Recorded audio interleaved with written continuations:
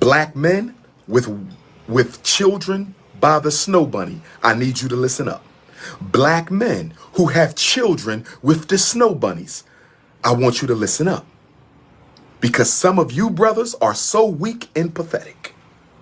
Some of you brothers with mixed race African babies with snow bunnies, you are so weak and pathetic that you are letting the snow bunny mother of your black child, you are letting the snow bunny mother of your black child destroy the racial identity and self-esteem of your African children right before your eyes because you have no backbone. You have no backbone. You have no backbone. See, let me say this before I get into the topic. It's not about dating. It's about the children today. It's not about the snow bunny relationship right now. It's about the product. We're talking about the children, my little mixed race African brothers and sisters who I consider to be equal and as African as anybody else. My mixed race African brothers and sisters, I'm talking about the children who I consider to be equal and as African as anyone else. My mother and father, as my father always described, they fell in love. They had me, and then she had to leave. And she had to leave because, one, my father was married. Two, my mother's family found out she was dating a black man, and they said it's him or us. And this was before they knew anything about her pregnancy. So you had found your birth mother. Mm-hmm. You located her. How did it go? It went, well, she agreed to meet with me for an hour. Again, no one on that side of the family knows I exist. Really? They, to this day, do not know. She said, I'm proud of you. Your grandmother, my big mama, raised a lovely young woman. And I know that you wouldn't be the woman you are today, right, if I had raised you. So for those of you that don't know this part of my story, I'm going to fill you in. I was given up for adoption when I was 6 months old by a Caucasian woman. And yeah, she was dating black men. And they found out about it and they were all too unhappy. When I was adopted, I was given this whole story about how my mother struggled with, and this is my biological mother, struggled with giving me up for adoption and really, just contemplated keeping me. And my entire life, I held on to that story. Well, come to find out, she did not contemplate keeping me. As a matter of fact, they waited 6 months to see if I darkened up. And apparently my very African American features came, shining through, and they were not able to keep me. So I relate so much to this story because let me tell you, there's one thing to be given up for adoption. And there's another thing to find out that one of the main reasons you were given up for adoption is because you were black. A year and I believe a day or so after I was born, she gave birth to another child, which was a boy. And she gave that child up for adoption as well, who was also half black. So let me tell you, especially the 70s and 80s are filled with adoptees, biracial adoptees, that, women went out and had relationships. I guess some of them maybe were in love, some of them weren't, but had relationships with black men. But they weren't able to keep the baby. So not only did that child have to grow up with the understanding that they were adopted, but they also had to grow up with the knowledge that their identity was going to be a struggle. So they kind of were left hanging in that respect. So I identify with this woman's story. I identify with this woman's experience. Although my adoptive family, that was a whole different struggle. Whole different struggle.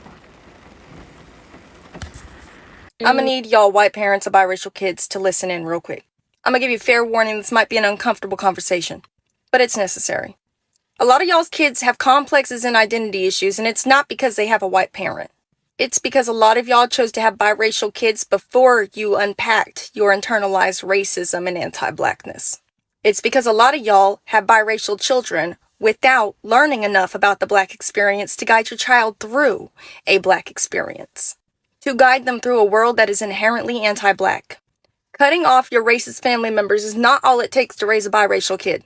In fact, that doesn't even come close to the bare minimum. You can have the best intentions for your children while still causing them collective harm. And I first noticed this when my daughter was an infant and I started joining Facebook groups for parents of biracial kids. These white moms would have the best intentions, yet end up on Facebook crying about how their child was saying they didn't want to be black and they hated being black. And because these parents did not take the time to educate themselves whatsoever on systemic racism and anti-blackness on a level that they would be able to appropriately raise a biracial child, they were on the internet crying for help instead of helping their kid. You cannot shield your child from experiencing anti-blackness in the world, but you can equip them to deal with it. I get told pretty frequently that my daughter will be mistaken for a black mom biracial. Now I'm going to explain to you why. First and foremost, she is not raised in an anti-black environment. A lot of black men, white women relationships are inherently anti-black due to the fact that the relationship is based on fetishization and the hatred of black women instead of mutual love. The way that I look at it, the world is constantly going to be hurling anti-blackness at my child. And instead of acting like it does not exist, I have been equipping my child since birth to be able to handle said anti-blackness through radical self-love and positive identity. My child has at a young age told me that she wanted to be white to match her family. Right then and there, we had a very long conversation about anti-blackness and racism at 4 years old, and how her blackness was the most beautiful part of her. She made a comment one time about her baby doll, her black baby with coily hair, being ugly. Again, we had a long discussion about colorism, texturism, and racism. After that day, that baby did not leave her hip. You cannot just be not teaching your kid to be anti-black. You have to be preparing them for an anti-black world. You have to ensure that you are not feeding your child a complex towards other black people, that you're showing them how to cherish and uplift their community. See, biracial kids with white parents can be raised to be pro-black, but many aren't. And that is because their environment and their role models are not pro-black. If you don't want your child to have identity issues, it starts with you. It is wholeheartedly possible for you to educate yourself. A lot of y'all simply choose not to. Do better. I don't know what mixed baby needs to hear this, but it's okay if you drop your white mom. It is. There are so many white mothers who sit there and they have mixed babies and then they literally destroy us. My mom, ever since I was little, has been calling black women disgusting and loud and dirty and arrogant and ghetto. And for some reason, she fails to realize that I am the same woman that she is talking about. She fails to realize that there's no difference between us. The only difference is the slightly lighter complexion. That's it. Y'all sit here as white women and you have black and brown and Asian children, and then you literally talk about us like we can't hear you. You talk about how we're disgusting and how we leech off the government and how we're not even from America and how we don't even need to have protests for things because everyone's created equal in the first place, but then you date white supremacists and bring them into our own houses. And you expect us to be comfortable.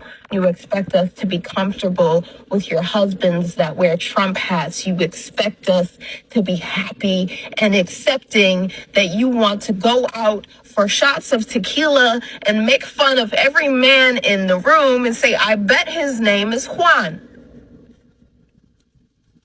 I don't find that funny. I don't find the joke in that.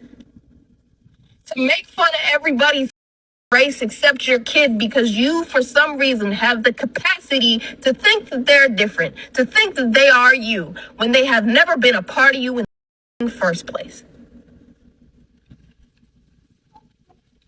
I don't get it. I don't get how y'all can pretend that your kids don't hear you. and then be absolutely baffled when they finally do. And they finally don't want to be around you.